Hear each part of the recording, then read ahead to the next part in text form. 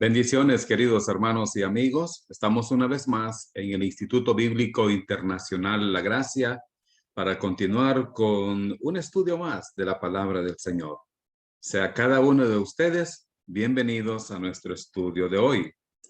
Este es el ministerio del Instituto Bíblico Internacional La Gracia, llegando hasta usted por la gracia de Dios. Nos complace mucho que puedan estar con nosotros para aprender más. Hoy vamos a estudiar un tema muy importante. La lección de hoy lleva como título: de la manera que habéis recibido a Cristo, andad en él. Esto es, por gracia.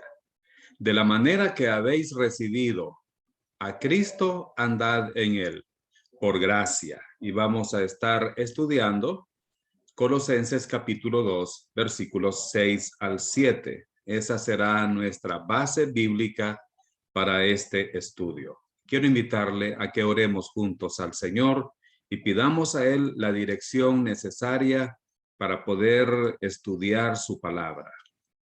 Amado Señor, muchas gracias te damos porque de nuevo podemos reunirnos a través de esta plataforma digital, a través de estos medios virtuales para poder fijar nuestros ojos en tu palabra.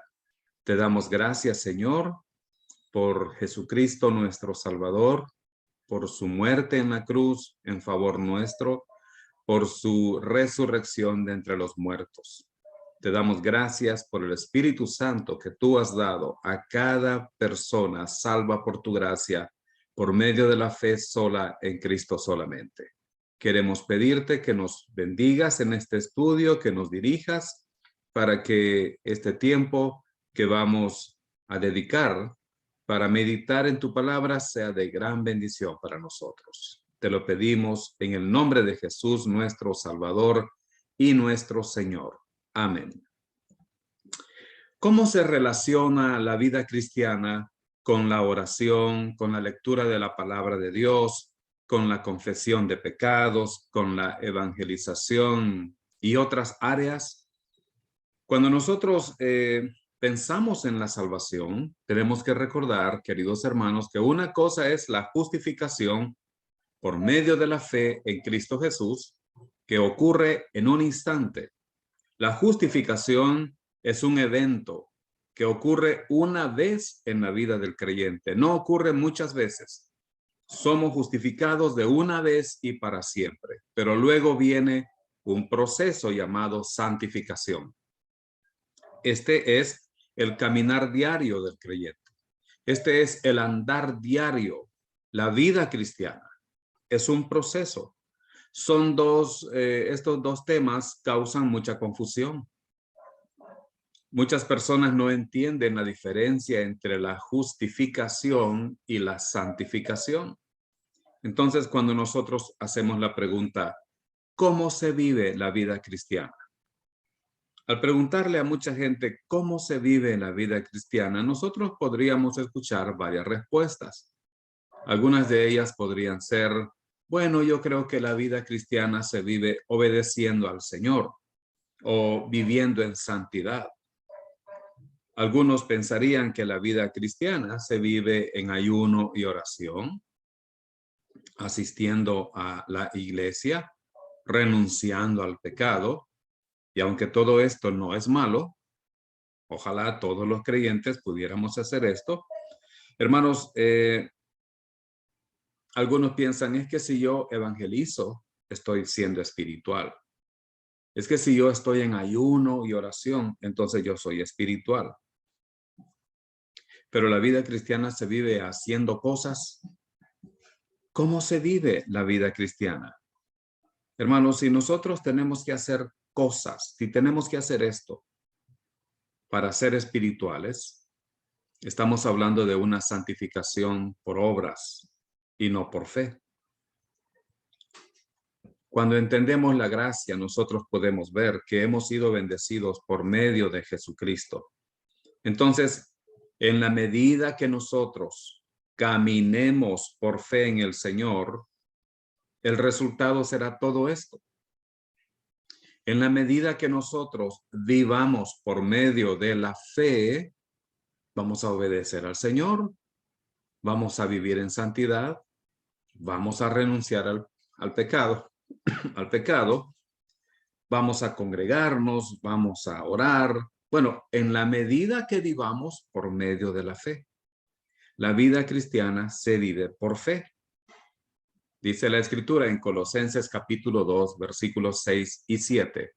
Por tanto, de la manera que habéis recibido al Señor Jesucristo, andad en él, arraigados y sobreedificados en él, y confirmados en la fe, así como habéis sido enseñados, abundando en acciones de gracias. Vamos a estar observando en este estudio tres cosas. El mandato para la vida cristiana, la manera para vivir la vida cristiana y las manifestaciones de la vida espiritual. ¿Cómo se vive la vida cristiana? Bueno, dice la Escritura, de la manera que habéis recibido al Señor Jesucristo, andad en él. Entonces vemos el mandato para la vida cristiana espiritual en el versículo 6, y este es un pasaje clave, queridos hermanos. Es un pasaje clave para nosotros los creyentes. Por tanto, de la manera que habéis recibido al Señor Jesucristo, andad en él. Aquí hay una verdad muy importante, es muy interesante. Ojalá usted pueda aprender de memoria este pasaje, que es muy fácil de aprender. Por tanto, de la manera que habéis recibido al Señor Jesucristo, andad en él. El tema de Colosenses es la supremacía y suficiencia de Jesucristo frente a la falsa enseñanza del legalismo, el misticismo, el ascetismo y el libertinaje. El tema de Colosenses es la supremacía y suficiencia de Jesucristo frente a la falsa enseñanza del legalismo, como lo vemos en Colosenses 2, 16 al 17. El misticismo, Colosenses 2, 18 al 19. El ascetismo, Colosenses 2, 20 al 23. Y el libertinaje, Colosenses 3, versículos 5 al 11. La carta a los Colosenses es quizá, hermanos, el libro que más se enfoca, más se concentra en Jesucristo que cualquier otro libro de toda la Biblia.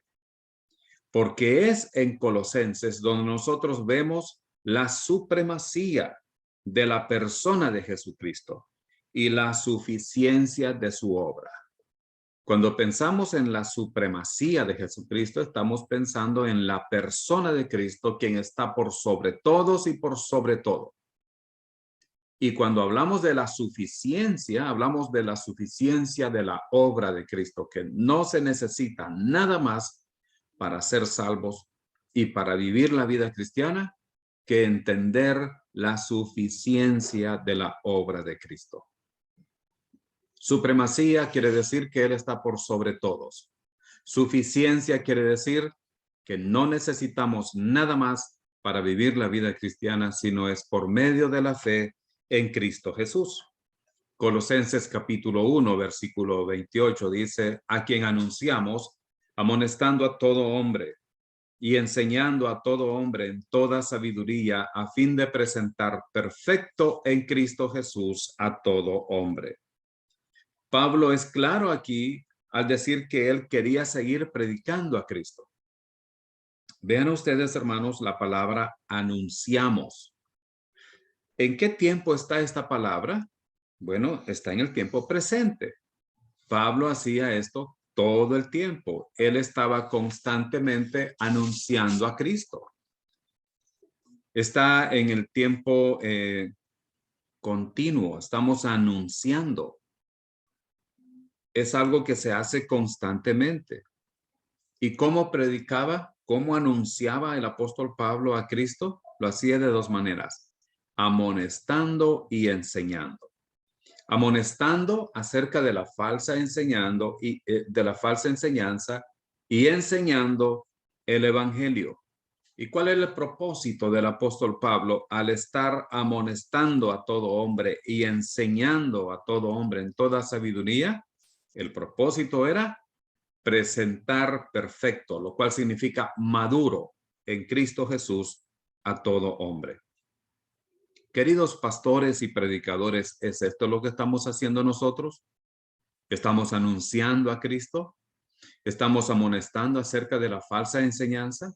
¿Estamos enseñando acerca del evangelio, de la muerte de Cristo en la cruz y cómo las personas pueden ser salvas? ¿Estamos buscando nosotros que los creyentes de nuestra iglesia puedan ser creyentes maduros, puedan ser personas maduras? Necesitamos predicar la gracia. Necesitamos enfocarnos en estar anunciando a Cristo Jesús para que los creyentes sean maduros. Y es que, hermanos, Dios quiere que nosotros seamos maduros, pero no solamente salvos, sino que crezcamos espiritualmente. Por esta carta sabemos que había por lo menos 4 enseñanzas falsas. Y vamos a ver cuáles son estas enseñanzas falsas. Está en este punto A: legalismo, misticismo, ascetismo y libertinaje. Entonces definamos estos términos. ¿Qué significan estos términos? Legalismo es una actitud mental que busca ganar o hacer méritos de las bendiciones de Dios por medio de ritos religiosos o buenas obras para la salvación o la santificación. Puede ser que un incrédulo diga: yo creo que soy salvo porque voy a la iglesia y porque he sido bautizado y porque oro y porque leo mi Biblia y porque obedezco los 10 mandamientos. Y podemos decir que eso es legalismo. Sí, es verdad. Pero también alguien puede decir: yo soy espiritual porque voy a la iglesia. Yo soy espiritual porque ya fui bautizado en agua. Yo soy un creyente espiritual porque oro o porque leo mi Biblia y obedezco los 10 mandamientos. Pero eso también puede ser legalismo, ¿sabe? No quiere decir que eh, orar sea malo, leer la Biblia sea pecado. No, de ninguna manera. Pero si alguna persona cree que por eso o por hacer esas cosas va a ganar méritos para ser más bendecido por Dios, está equivocado. Todas esas cosas se pueden hacer en la carne. Debemos orar, sí. Debemos leer nuestra Biblia, sí. Debemos congregarnos, sí. El problema no es lo que hacemos, sino por qué lo hacemos. Legalismo es una actitud mental. Hermanos, el legalismo no es algo que nosotros hacemos. El legalismo es algo que está en nuestra mente, el por qué lo hacemos. Ojalá que esto sea claro siempre en nuestras vidas. Debemos orar, debemos leer la Biblia, debemos congregarnos, debemos servir al Señor, pero no para que Dios nos bendiga, sino porque ya somos salvos y ya nos bendijo con toda bendición espiritual. El misticismo es una creencia o pensamiento falso que incita a una vida espiritual más elevada o más profunda por medio de sentimientos personales, experiencias subjetivas, intuiciones, revelaciones extrabíblicas. También el misticismo conduce a adorar y servir a Jesucristo basado en experiencias humanas y cosas imaginarias en la esfera sobrenatural. Ahora, ¿el misticismo es un problema en nuestras iglesias? Sí. ¿Dónde vemos el misticismo? Bueno, lo vemos en la Iglesia Católica Romana, lo vemos en las iglesias pentecostales, lo vemos en las iglesias bautistas, en las iglesias Misión Centroamericana, lo vemos en todas partes. Hoy en día el misticismo ha permeado a la mayoría de denominaciones religiosas. Hay quienes están viendo visiones o recibiendo visiones. Hay quienes dicen que hablan con Dios. Hay quienes dicen que Dios les revela cosas nuevas. Hay quienes dicen que hablan con ángeles. Hay quienes oran a los ángeles. Hay oraciones para los ángeles. Todo esto se llama misticismo. Por eso necesitamos estar estudiando la Escritura. Por eso necesitamos estar estudiando la palabra de Dios. Para no caer en misticismos que abundan hoy en día. Hoy escuchamos a muchos predicadores decir, Dios me habló anoche y me dijo esto y esto y esto. La manera en que Dios nos habla es a través de su palabra. No caigamos en el misticismo. Hay otra falsa enseñanza que identifica Colosenses y es el ascetismo. ¿Qué es el ascetismo? Bueno, el ascetismo es la creencia falsa de que las bendiciones de Dios y la santificación provienen de la disciplina corporal. Algunos piensan que son salvos y otros piensan que son más espirituales que otros por medio de negarse a la carne. Entonces, la disciplina corporal es lo que muchos están exaltando hoy en día para ser salvo o para ser espiritual. Algunos dicen, bueno, mire, yo no fumo, no tomo vino, no bailo, no mastico tabaco, no voy al cine. Bueno, está bien si no lo hace. Pero ¿eso significa que usted es espiritual? ¿Sabía usted que hay muchos incrédulos que no fuman? ¿Que hay muchos incrédulos que no van al cine? ¿Sabía usted que hay personas que no son salvas, que no toman vino y que no bailan? Y no son salvos, mucho menos son espirituales. No estoy diciendo que usted debe hacer estas cosas. Si usted no fuma, está bien, perfecto. Está cuidando su salud. Y si no mastica tabaco, igual. Si usted no va al cine, pues no vaya al cine. No hay problema. Si usted no toma vino o no baila, está bien. Pero eso no lo hace más espiritual. Hay mucha gente, como le digo, hay muchos incrédulos que tampoco hacen eso. No son salvos ni tampoco son espirituales. Ahora, hay otras personas que no toman vino, que no mastican tabaco, que no van al cine, que no fuman, que no toman o que no bailan, porque están en hospitales o porque ya están muertos, porque ya, bueno, los muertos tampoco hacen eso. ¿Significa que son salvos, son espirituales? No, no. Si usted no hace ninguna de estas cosas, perfecto, pero si lo hace creyendo que por eso es más espiritual que otro, usted está equivocado, necesita cambiar esa manera de pensar. Y por último tenemos el libertinaje.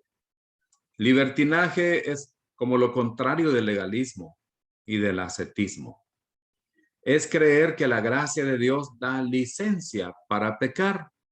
Muchos creyentes dicen, bueno, como la salvación no se pierde, nos está permitido todo, así que podemos emborracharnos, podemos fumar, podemos hacer muchas cosas de estas, porque al fin de cuentas, la salvación es eterna.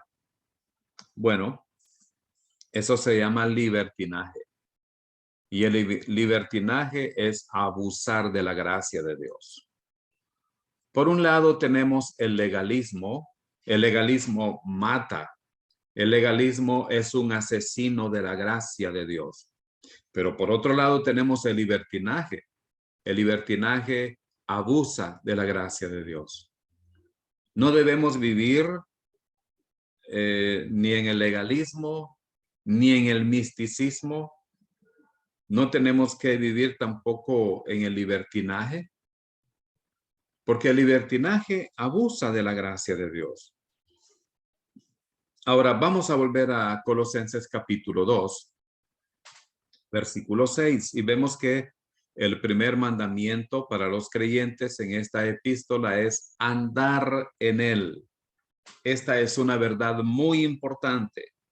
Y antes de que Pablo explique esta verdad, ya les ha explicado en el capítulo 1 el evangelio y la salvación que vienen por medio de la fe en Jesucristo.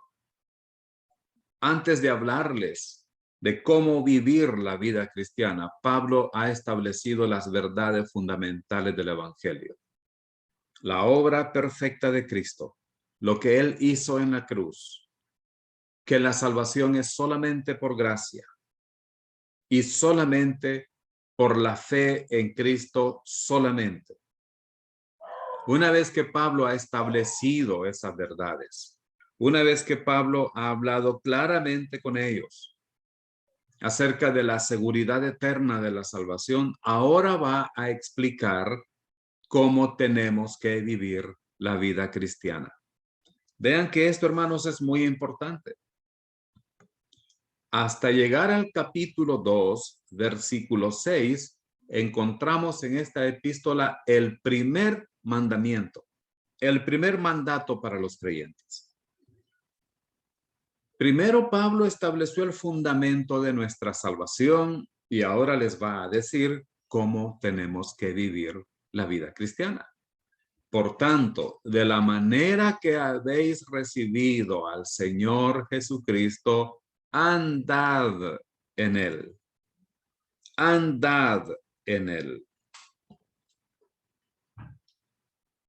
¿Entiendes los tres tiempos de la salvación?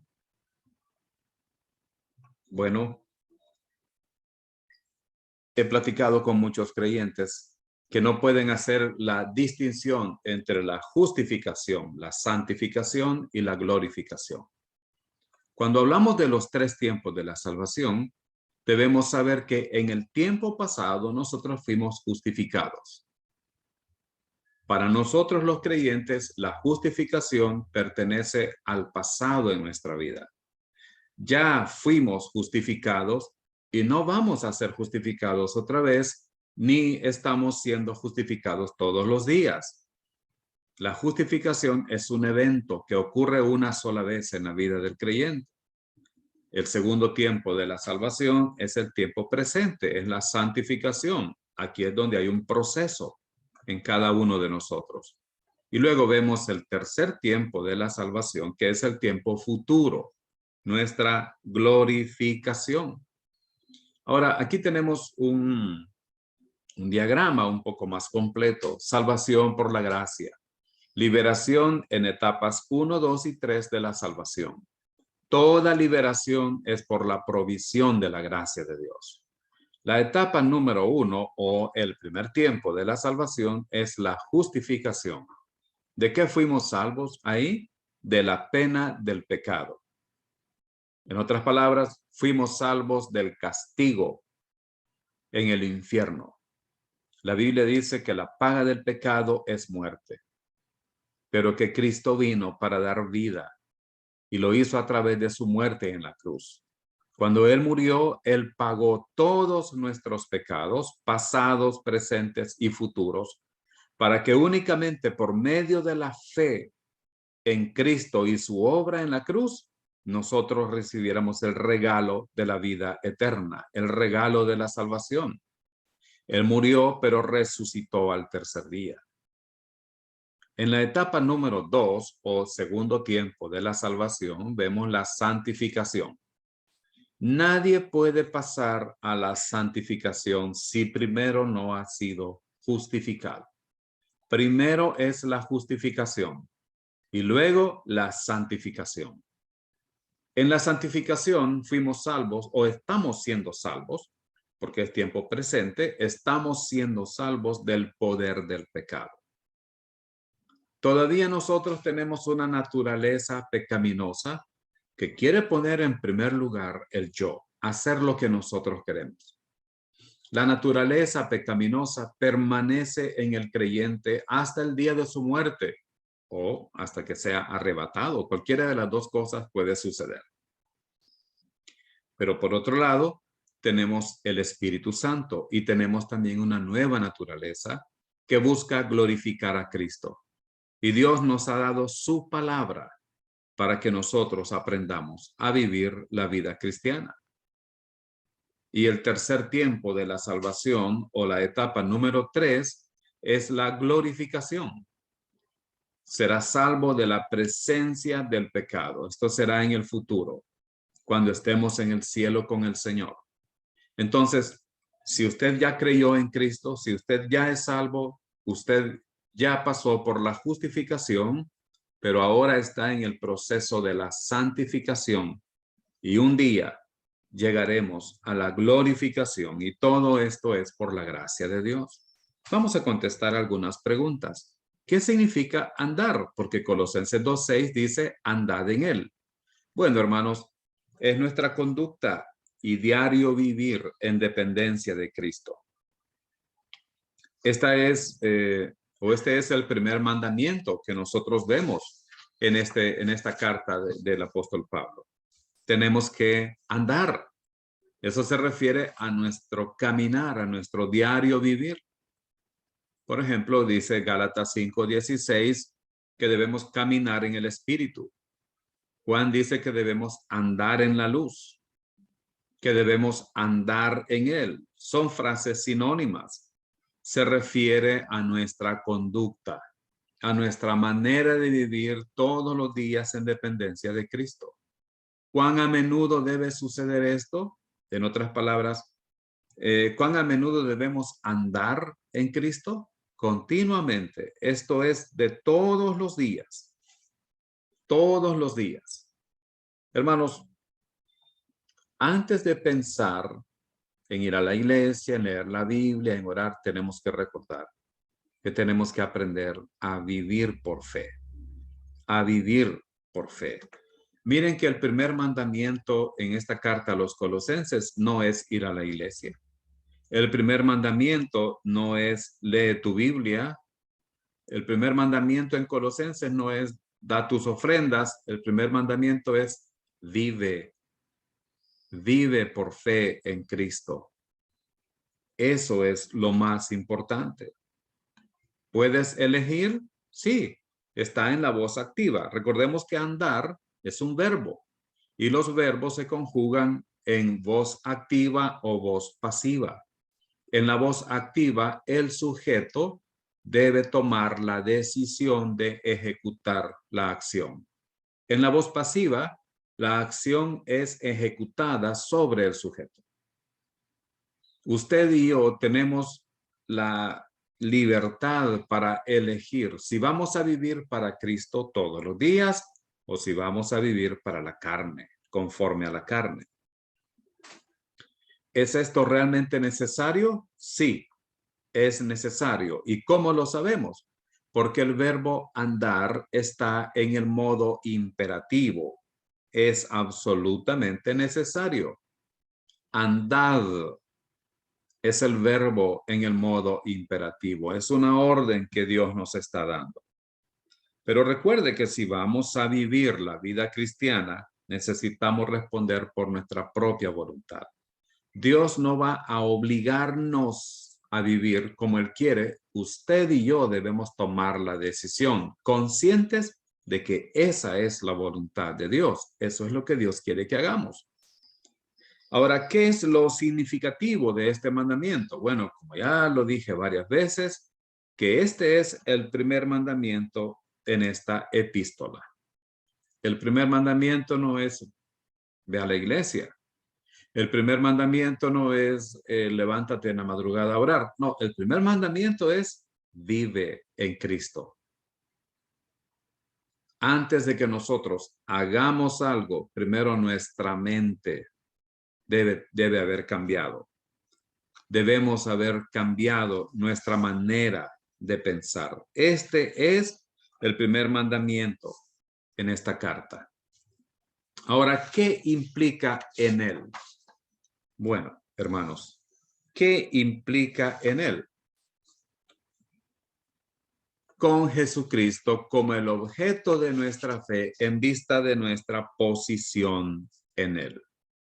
Con Jesucristo como el objeto de nuestra fe. Andad en él, entonces quiere decir, haz de Cristo el objeto de tu fe. Confía en él todos los días. camina viendo a Cristo. Y todo esto es en vista de nuestra posición en Cristo. Hermanos, nuestra vida cristiana está basada en Cristo y en nuestra identidad como creyentes o nuestra posición en Cristo Jesús. Gálatas 2:20 dice, con Cristo estoy juntamente crucificado y ya no vivo yo, mas vive Cristo en mí. Y lo que ahora vivo en la carne, lo vivo en la fe del Hijo de Dios, el cual me amó y se entregó a sí mismo por mí. Cristo en mí y yo en Cristo. Cristo está en mí. Él habita en mí, pero al mismo tiempo yo estoy en Cristo. Esto nos recuerda las verdades posicionales. Nuestra posición en Cristo nos enseña que hemos sido crucificados juntamente con Cristo. Eso dice Gálatas 2:20. Con Cristo estoy juntamente crucificado. Pero también he muerto con Cristo. Hemos muerto con Cristo, hemos sido sepultados con Cristo y ahora estamos sentados con Cristo en los lugares celestiales. Oh, hermanos, los creyentes tenemos que recordar estas cosas. Estas verdades son importantes y cambiarán nuestra vida. Usted está crucificado con Cristo. Usted ha sido sepultado con Cristo y usted ha sido sentado con Cristo en los lugares celestiales. Veamos rápidamente algunos versículos que nos hablan de esto. Colosenses 2:10 dice, y vosotros estáis completos en Él, que es la cabeza de todo principado y potestad. Esta palabra completo se usaba en aquellos tiempos para describir una embarcación que estaba llena ya de pasajeros para realizar un viaje sobre el mar. Y cuando nosotros fuimos salvos, nacimos completos. Pero vea que dice completos en Él. Es en Cristo. Efesios 1:3 dice, bendito sea el Dios y Padre de nuestro Señor Jesucristo, que nos bendijo con toda bendición espiritual en los lugares celestiales en Cristo. Ya hemos sido bendecidos con toda bendición espiritual, pero esto es por nuestra posición en Cristo. Efesios 1:6, para alabanza de la gloria de su gracia, con la cual nos hizo aceptos en el amado. Una vez más vemos acá nuestra posición en Cristo. Antes de ser salvos estábamos separados de Cristo, pero ahora que nosotros hemos sido salvos, estamos en Él. Efesios 1:13 dice, en Él también vosotros, habiendo oído la palabra de verdad, el evangelio de vuestra salvación, y habiendo creído en Él, fuisteis sellados con el Espíritu Santo de la promesa. Primera de Corintios 15:22 dice, porque así como en Adán todos mueren, también en Cristo todos serán vivificados. Nosotros nacimos espiritualmente en Adán y nacimos muertos, o sea, separados de Cristo, bajo condenación, íbamos camino al infierno, nacimos perdidos espiritualmente, pero por medio de la fe en el sacrificio de Cristo, creyendo que Él pagó nuestros pecados, que Él llevó nuestros pecados sobre su cuerpo en el madero, que fue sepultado y que resucitó al tercer día, ahora hemos pasado de estar en Adán a estar en Cristo. Y 1 Corintios 15:22 dice, en Adán todos mueren. Vea la gran diferencia acá. En Adán todos mueren, pero en Cristo todos serán vivificados. Efesios 2:8-9 es un pasaje que nos recuerda cómo fuimos salvos. Porque por gracia sois salvos por medio de la fe, y esto no de vosotros, pues es don de Dios, no por obras, para que nadie se gloríe. Esto significa que estos creyentes fueron salvos en un punto del tiempo. Dice, por gracia sois salvos por medio de la fe. En el griego dice, por gracia habéis sido salvados. Habla de un evento completo en el pasado.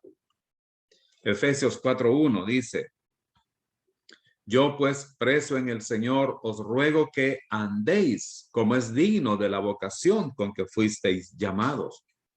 Pablo está apelando aquí a estos creyentes a vivir de una manera consistente, apropiada, que esté de acuerdo a su nueva vida en Cristo, a su nueva identidad, a su nueva posición en Cristo. Como predicadores tenemos que ser cuidadosos de estar predicando constantemente a Cristo, anunciando lo que Él ha hecho por nosotros en la cruz, explicando cómo los pecadores pueden ser salvos y cómo los creyentes deben vivir la vida cristiana y cómo es que ahora hemos sido bendecidos con toda bendición espiritual en los lugares celestiales en Cristo Jesús. Así que hemos visto el mandato para vivir la vida cristiana. ¿Cuál es ese mandato? Que vivamos, que andemos en él. Veamos ahora la manera de vivir la vida cristiana espiritual. Por tanto, de la manera que habéis recibido al Señor Jesucristo, andad en él, arraigados y sobreedificados en él, y confirmados en la fe, así como habéis sido enseñados, abundando en acciones de gracias. Esto se explica con la frase de la manera que habéis recibido al Señor Jesucristo. Hermanos, la manera de vivir la vida cristiana es de la misma manera que recibimos al Señor Jesucristo. ¿Pablo creía que los colosenses eran salvos? Sí, él creía que eran salvos. ¿Cuándo sucedió esto? En otras palabras, ¿cuándo ellos habían recibido al Señor Jesucristo? Bueno, cuando ellos confiaron en Cristo como su Salvador. ¿Cuándo es que tú recibiste a Cristo? Cuando hiciste una oración que ni siquiera está en la Biblia. Bueno, aquí hay que hacer varias cosas, hermanos. Hay que decir varias cosas. La salvación es por la fe en Cristo. Y no hay otra manera de ser salvos. Pero hoy en día, nosotros encendemos la radio y escuchamos a mucha gente decir que para ser salvos tienen que hacer una oración, tienen que confesar a Jesús como su Salvador, tienen que arrepentirse de todos los pecados, tienen que tomar su cruz y seguir a Cristo, tienen que vivir una vida santa, tienen que obedecer los 10 mandamientos, tienen que, bueno, hay una serie de cosas. Pero ¿qué dice la Biblia? Que recibimos al Señor Jesucristo por medio de la fe. Ahora, ¿podrías elegir? Sí, la palabra recibisteis está en la voz activa. Quiere decir esto que confiar en Cristo es algo que nosotros debemos decidir. Hay una falsa enseñanza muy popular hoy en día, que es el calvinismo. El calvinismo no es una doctrina bíblica, porque no es parte, la Biblia no fue escrita ni siquiera una letra por Calvino. Pero es muy popular esa enseñanza y dicen, no, usted para ser salvo, primero el Señor le dio la fe, pero la fe es algo que nosotros decidimos hacer en nuestra mente y la fe no es una obra. La fe no es una obra. Romanos 4:5 dice que cuando nosotros confiamos en Él, dice, pero al que no obra, sino cree en aquel que justifica al impío, esa persona es justificada. Al que no obra, sino cree. La fe no es una obra. La fe es una decisión que se toma en nuestra mente. Por eso las personas cuando escuchan el evangelio pueden decidir creer o no creer. En el calvinismo se enseña que la fe es un don de Dios y que Dios lo da a quienes Él quiere salvar. Eso no es lo que dice la Biblia. Nosotros podemos elegir. Tenemos la capacidad que Dios nos ha dado para tomar una decisión, ya sea de recibir a Cristo por medio de la fe o rechazar la salvación que Él nos está dando. Ahora, hermanos, cuando la gente entiende el evangelio, ellos deben tomar una decisión después. Y debemos procurar, cuando estamos evangelizando, que primero las personas entiendan el evangelio antes de tomar una decisión por ellos mismos. Quiero leerle lo que un pastor, el pastor Dennis Roxer, cuenta como testimonio de una vez que estaba evangelizando. Él dice, estaba hablando con una adolescente, una jovencita. Le expliqué el evangelio y le pregunté, ¿entiendes que eres pecadora? Ella dijo, sí, soy pecadora.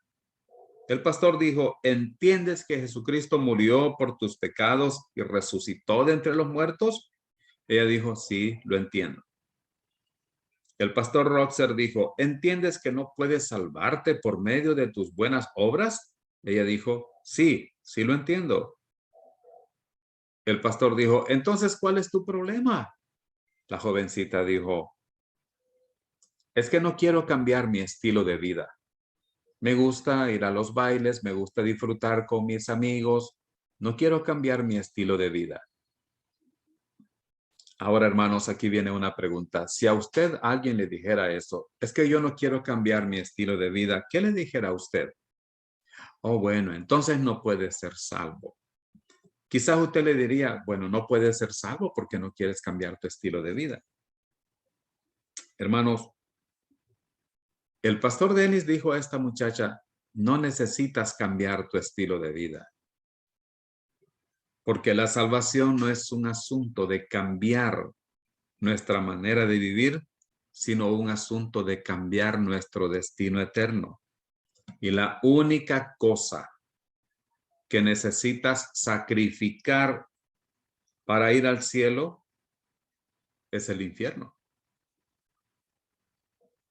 Hermanos, cuando una persona no ha creído en Cristo, ¿podrá cambiar su estilo de vida? No. Primero se debe creer y luego Dios cambiará nuestra vida. Pero muchas personas hoy primero quieren que la gente cambie su estilo de vida para ser salva. No es ese el orden correcto. Primero necesita ser justificada y luego Dios en el proceso de la santificación, ¿recuerda los 3 tiempos de la salvación?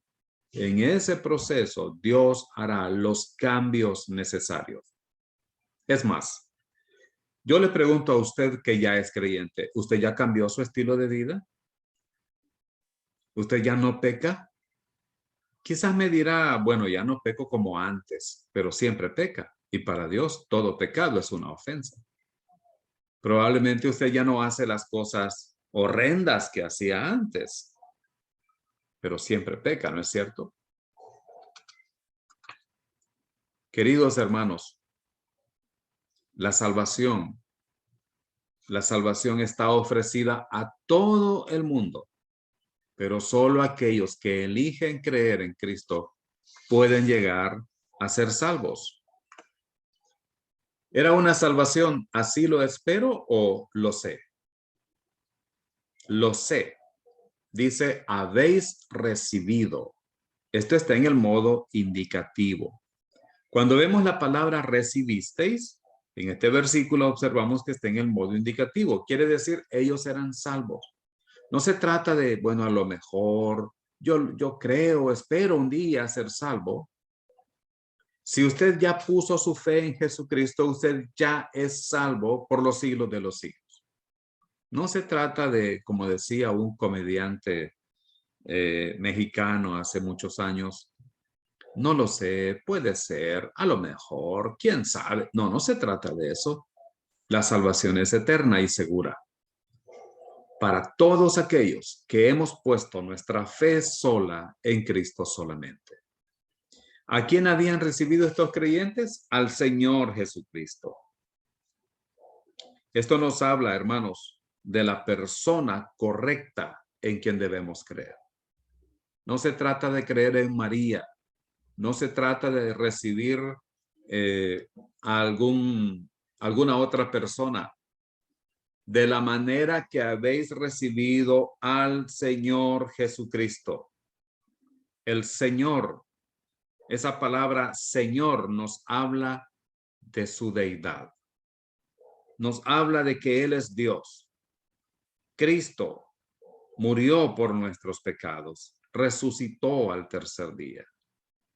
Habla de la obra de ese Dios que se hizo carne. Y el nombre Jesús nos hace recordar que Él es nuestro Salvador, porque la palabra Jesús quiere decir Salvador. Ahora, ellos recibieron a Cristo. No dice que ellos habían cambiado su estilo de vida. No dice que ellos hicieron un sacrificio, ellos simplemente lo recibieron. La salvación no es por obras.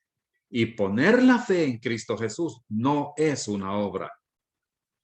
Romanos capítulo 4 dice que al que obra, no se le cuenta el salario como gracia, sino como deuda. Eso dice Romanos 4:4.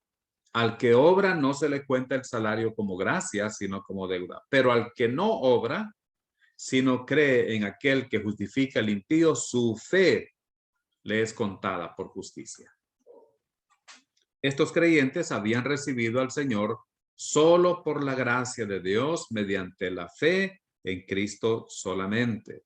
Efesios 2:8-9 nos recuerda esto.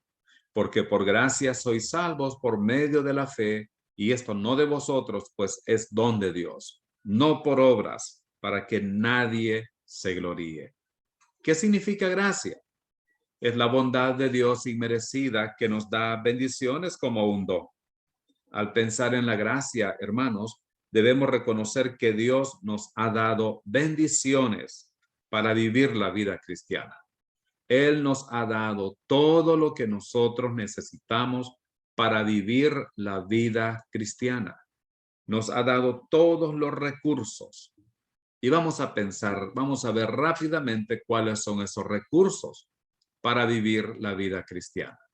¿Cuáles son algunos de los recursos de la gracia que Dios te ha dado para vivir para la gloria de Dios? Bueno, hermanos, los recursos inagotables de la gracia de Dios. Veamos algunos de ellos.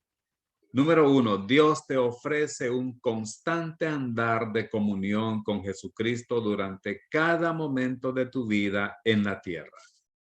Dios te ofrece un constante andar de comunión con Jesucristo durante cada momento de tu vida en la tierra. Bueno, aquí tenemos muchos pasajes, pero no podemos estudiarlos todos. Usted puede estudiarlos en su casa, pero Dios nos ofrece una comunión constante.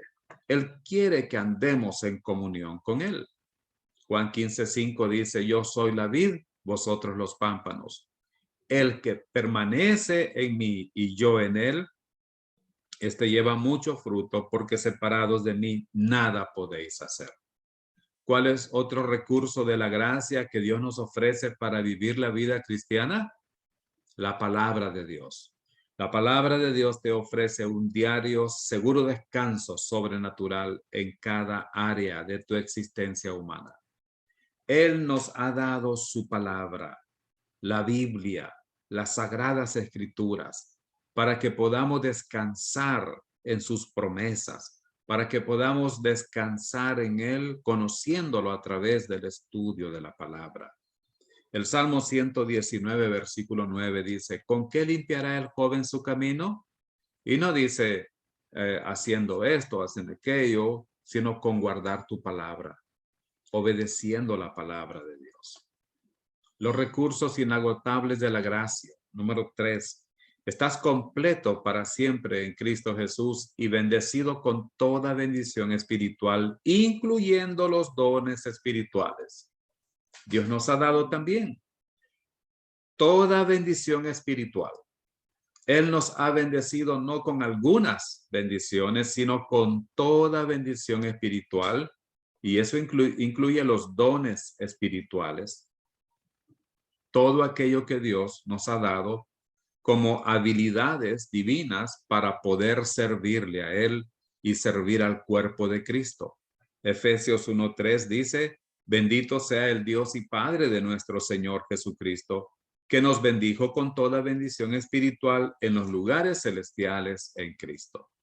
Los recursos inagotables de la gracia, las promesas de vida eterna y seguridad te aseguran continuamente tu futuro destino. Las promesas de vida eterna y seguridad te aseguran continuamente un futuro destino. Dios nos asegura que nosotros somos salvos, que Él nos ha dado vida eterna y lo eterno no se termina nunca. Si usted tiene vida eterna, ¿la tendrá por 4 meses? ¿Por 2 semanas? ¿Por un día? ¿Qué clase de vida eterna es aquella que tiene un final? La vida eterna es para siempre. En Juan 10, 27 al 28 dice la Escritura, mis ovejas oyen mi voz y yo las conozco y me siguen y yo les doy vida eterna. Él ofrece vida eterna. Él da vida eterna a sus ovejas. Pero después dice, y jamás perecerán. Y nadie las arrebatará de mi mano. Esto es seguridad eterna. Jamás perecerán. Los recursos inagotables de la gracia incluyen el mensaje del Evangelio de Dios. El mensaje del Evangelio de Dios provee poder y convencimiento para alcanzar a los perdidos para Jesucristo. Él nos ha dado el mensaje que tenemos que predicar. No tenemos que estar inventando. Ya está escrito en la Biblia y es un mensaje de poder. Romanos 1:16 dice, porque no me avergüenzo del Evangelio, porque es poder de Dios para salvación a todo aquel que cree, al judío primeramente y también al griego. Los recursos inagotables de la gracia. Número 6, perpetuo acceso a Dios por medio de la oración. Te permite pedir, confesar, alabar y dar gracias en cualquier momento, en cualquier lugar y en cualquier circunstancia. Este es otro precioso recurso de la gracia de Dios. Podemos tener acceso, tenemos acceso al Señor por medio de la oración. Jeremías 33, versículos 2 al 3 dice, así dice aquel cuyo nombre es el Señor, el que hizo la tierra y la formó y la estableció con firmeza. Clama a mí y te responderé y te daré a conocer cosas grandes y ocultas que tú no sabes. Los recursos inagotables de la gracia. Número 7. La perpetua presencia y amor de Dios te fortalece y anima a hacer su voluntad. La perpetua presencia y amor de Dios te fortalece y anima a hacer su voluntad. Él promete estar con nosotros siempre y amarnos siempre. El Salmo 62, versículos 5 al 8 dice, alma mía, en Dios solamente reposa, porque de Él es mi esperanza. Él solamente es mi roca y mi salvación. Es mi refugio, no resbalaré. En Dios está mi salvación y mi gloria. En Dios está mi roca fuerte y mi refugio. Esperad en Él en todo tiempo, oh pueblos. Derramad delante de Él vuestro corazón. Dios es nuestro refugio. Otro recurso inagotable de la gracia, la sabiduría de Dios. Ofrece discernimiento y dirección en todas las áreas de la vida humana. Dios nos ofrece constantemente su sabiduría. ¿Podemos desear otra sabiduría mejor? ¿Habrá una sabiduría mejor que la sabiduría de Dios para dirigirnos en todas las áreas de nuestra vida? Santiago 1:5 dice, y si alguno de vosotros tiene falta de sabiduría, pídala a Dios, el cual da a todos abundantemente y sin reproche, y le será dada. Los recursos inagotables de la gracia de Dios. Cuando la amante disciplina de Dios es aceptada, trae paz y justicia a tu vida. Cuando la amante disciplina de Dios es aceptada, trae paz y justicia a tu vida. Hermanos, el hecho de que seamos salvos eternamente no significa que vamos a vivir en libertinaje, pero cuando un creyente está pecando y no confiesa su pecado al Señor, el Señor traerá disciplina sobre él. Esa disciplina es una disciplina justa, correcta, pero es también amorosa, porque Dios no nos disciplina porque nos odia o porque nos quiere destruir, sino porque nos ama. La Escritura dice en Proverbios 3, 11 al 18, no menosprecies, hijo mío, el castigo de Jehová, ni te fatigues de su corrección, porque Jehová al que ama, castiga, como el padre al hijo a quien quiere. Bienaventurado el hombre que haya la sabiduría y que obtiene la inteligencia, porque su ganancia es mejor que la ganancia de la plata y sus frutos más que el oro fino. Más preciosa es que las piedras preciosas y todo lo que puedes desear, no se puede comparar a ella. Largura de días está en su mano derecha, en su izquierda riquezas y honra. Sus caminos son caminos deleitosos y todas sus veredas paz. Ella es árbol de vida a los que de ella echan mano y bienaventurados son los que la retienen. Los recursos inagotables de la gracia, el designio de Dios para la iglesia local y el unos a otros te da apoyo y asistencia en las luchas y conflictos en la tierra. Dios nos ha dado la iglesia. Estamos en una iglesia local donde podemos compartir con otros hermanos, donde podemos apoyarnos unos a otros en oración, donde podemos tener comunión por medio de la fe en Cristo Jesús. Y podemos orar unos por otros, interceder unos por otros, amarnos unos a otros, amonestarnos unos a otros, alentarnos unos a otros. Queridos hermanos, somos parte de un cuerpo, el cuerpo de Cristo, pero somos parte de una iglesia local donde podemos tener comunión con nuestros hermanos. Número 11. Otro recurso de la gracia de Dios. Dios te perdona y te limpia de toda injusticia cada vez que le confiesas tus pecados. Dios te perdona y te limpia de toda injusticia cada vez que le confiesas tus pecados. Él quiere que nosotros vengamos humillados delante de Él. Primera de Juan 1:9 dice, si confesamos nuestros pecados, Él es fiel y justo para perdonar nuestros pecados y limpiarnos de toda maldad. Otro recurso de la gracia de Dios. Recurso inagotable de la gracia. Dios, el Espíritu Santo, te capacita, te consuela e ilumina continuamente para toda buena obra. La Biblia nos enseña que el Espíritu Santo mora en nosotros y el Espíritu Santo es Dios. Y Él nos capacita, nos consuela y nos ilumina para todo lo que necesitamos hacer. Romanos 8:4 dice, para que la justicia de la ley se cumpliese en nosotros, que no andamos conforme a la carne, sino conforme al Espíritu. Ahora, ¿dónde reside el valor de la fe del creyente? En el objeto correcto de la fe, que es Jesucristo. Como no habían recibido a Cristo Jesús el Señor, por hacer un compromiso con Él, por las obras, por los ritos, por la ley. Queridos hermanos, la persona correcta en la que debemos creer es Jesucristo. Él es el único puente entre nosotros y Dios. Pero no recibimos a Cristo haciendo un compromiso. Hay una falsa enseñanza del señorío de Cristo que dice que para ser salvos tenemos que comprometernos a obedecerle toda nuestra vida. ¿Alguien haría semejante compromiso? Es Dios quien se compromete con nosotros a ser fiel.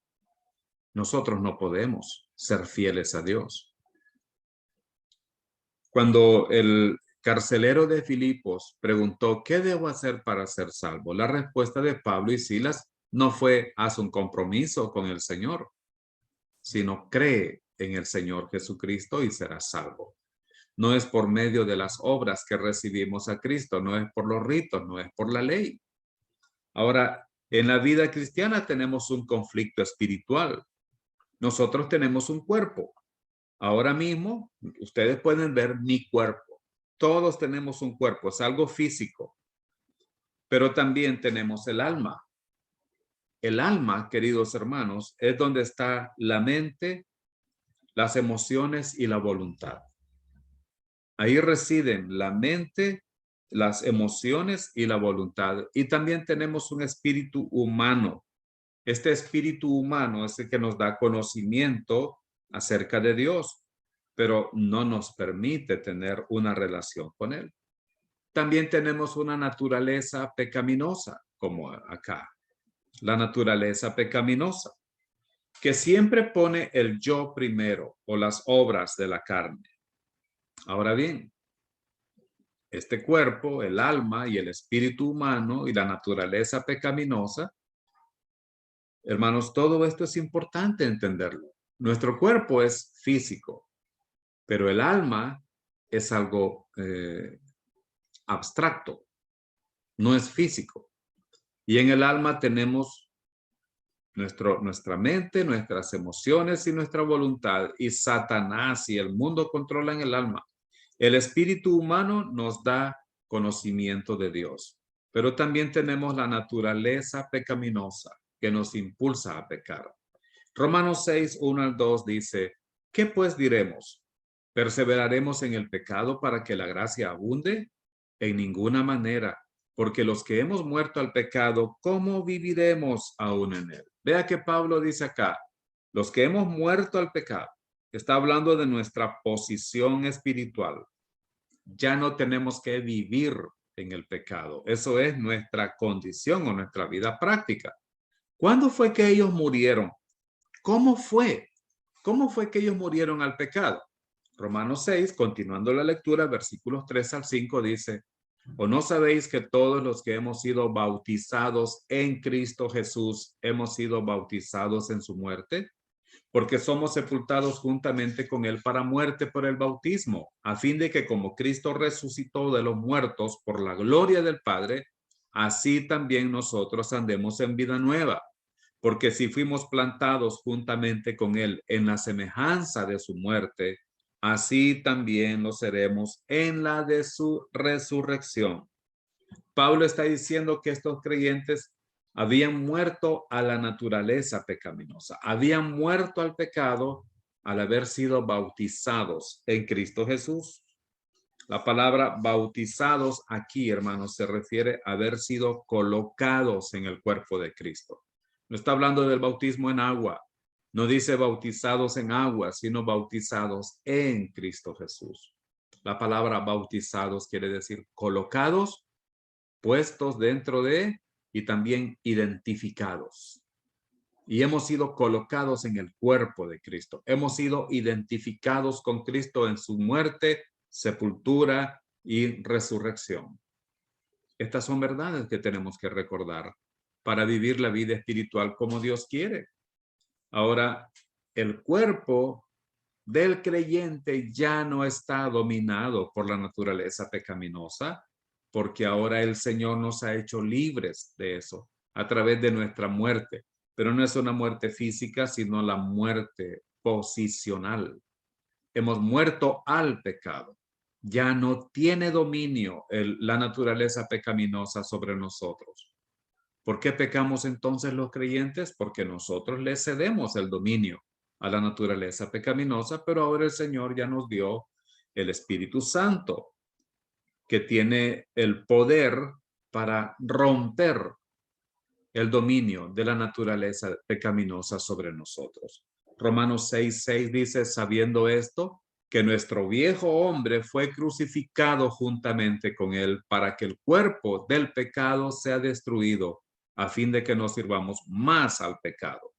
El versículo 11 dice, así también vosotros consideraos muertos al pecado, pero vivos para Dios en Cristo Jesús, Señor nuestro. Nuestro viejo hombre fue crucificado juntamente con él para que nosotros no sirvamos más al pecado. Y el Romanos 6:11 dice que tenemos que considerarnos, tomar como una verdad que nosotros hemos muerto al pecado, que estamos muertos al pecado, pero estamos vivos para Dios en Cristo Jesús. Versículo 12, no reine pues el pecado en vuestro cuerpo mortal, de modo que lo obedezcáis en sus concupiscencias. Esto implica, hermanos, que todavía tenemos una naturaleza pecaminosa. Todavía tenemos la inclinación a pecar y por eso Pablo dice que el pecado no gobierne sus cuerpos para obedecerlo en sus deseos pecaminosos. Ni tampoco presentéis vuestros miembros al pecado como instrumentos de iniquidad, sino presentaos vosotros mismos a Dios como vivos de entre los muertos y vuestros miembros a Dios como instrumentos de justicia. ¿Qué significa esto en la práctica? En cuanto a tu posición o identidad en Cristo. Dios te ha implantado en Cristo y eres participante de la vida de Cristo, de su destino, de su aceptación. En Colosenses 2:7, la Escritura dice que nosotros hemos sido arraigados o implantados. Es un verbo en voz pasiva. Arraigados, dice el versículo 7 de Colosenses 2. Esto es en la voz pasiva. Él nos plantó en Cristo. Está en el tiempo pasado perfecto. Ocurrió una sola vez y no va a volver a ocurrir esto. Quiere decir que Dios nos ha implantado en Cristo y somos participantes de la vida de Cristo, del destino de Él y de su aceptación. Queridos hermanos, al estar implantados en Cristo, estamos en un lugar nutritivo para crecer. No fuimos implantados en tierra estéril, sino implantados en tierra fértil, en Cristo, para que podamos crecer, para que podamos ser nutridos por Cristo, para que podamos ser fructíferos, para que estemos arraigados en Él. Una vez que estamos arraigados en Cristo o completos en Él, somos bendecidos con todas las bendiciones espirituales y estamos en un buen terreno para crecer. ¿Qué significa esto en la práctica en cuanto al ministerio del Espíritu Santo? Dios quiere que continúes siendo edificado por el Espíritu Santo. Colosenses 2:7 dice, y sobre edificados en Él. Sobre edificados en Él. Esto también está en la voz pasiva. Él nos está edificando. Él está edificando a cada creyente. Él quiere enseñarnos, Él nos quiere llenar, Él nos quiere usar para su honra y para su gloria. Por eso Dios quiere que continúe siendo edificado por el Espíritu Santo. ¿Qué significa esto en cuanto a los principios y promesas de Dios? Dios quiere que siga siendo confirmado en la fe, así como ha sido enseñado. Colosenses 2:7 dice, confirmados en la fe, así como habéis sido enseñados. La palabra confirmado también está en la voz pasiva. Quiere decir, hermanos, que Dios está haciendo esto en nuestras vidas. Él nos está confirmando mientras estamos recibiendo la palabra de Dios. Él nos ha confirmado en Él. Hermanos, tenemos que recordar que todas estas cosas son importantes para nuestra vida cristiana. Tenemos que ser enseñados por el Señor, el Espíritu Santo y aún por medio de otros maestros. Por eso existe este instituto bíblico, para que el Señor nos enseñe a través de su palabra y nosotros también podamos enseñar a otros. Queridos hermanos, hay personas que viajan grandes distancias, gastando miles de dólares para ir a una universidad. pero no caminan 3 cuadras, 2 cuadras para escuchar la palabra de Dios. Y ese es un grave error, ¿no es cierto? Hay personas que sacrifican horas y horas y mucho dinero y mucho tiempo, quizás para ir a ver un partido de fútbol. Hay personas que ahorran por 4 años para poder ir a ver algunos partidos del Mundial de Fútbol, pero no pueden ir a la iglesia porque no tienen tiempo o porque no tienen dinero o porque las personas quizás huelen raro y no se dan cuenta que ellos también huelen raro. ¿Qué significa esto en cuanto a la confesión de pecados? Dios quiere que confieses tus pecados cuando el Espíritu Santo te convenza de que has sucumbido a la naturaleza pecaminosa o que has fallado en tu andar por fe.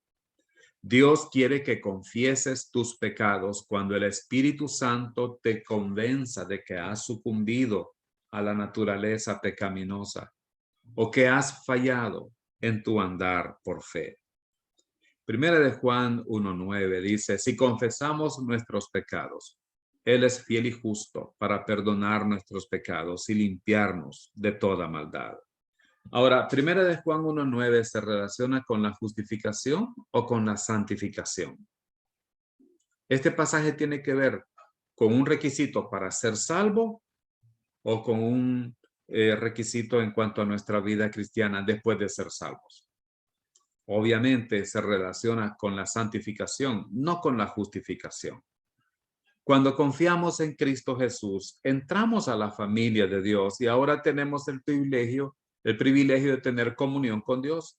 Pero cuando pecamos, esa comunión con Dios se rompe.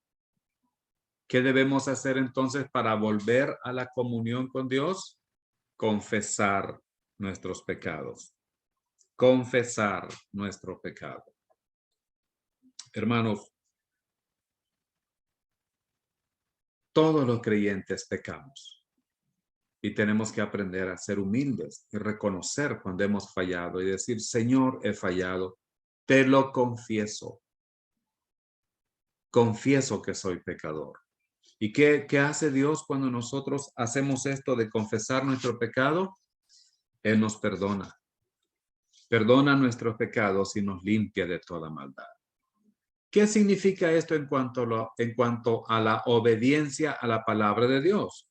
Dios quiere que andes por fe en el poder del Espíritu Santo para que la obediencia a la palabra de Dios sea un hecho. Dios quiere que andes por fe en el poder del Espíritu Santo para que la obediencia a la palabra de Dios sea un hecho. Amados hermanos, lo primero que un creyente necesita entender es que debe vivir por fe.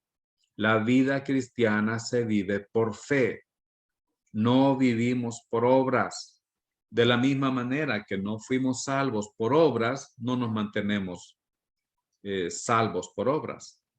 Si fuimos salvos por fe, seguimos siendo salvos en nuestra vida de santificación por medio de la fe.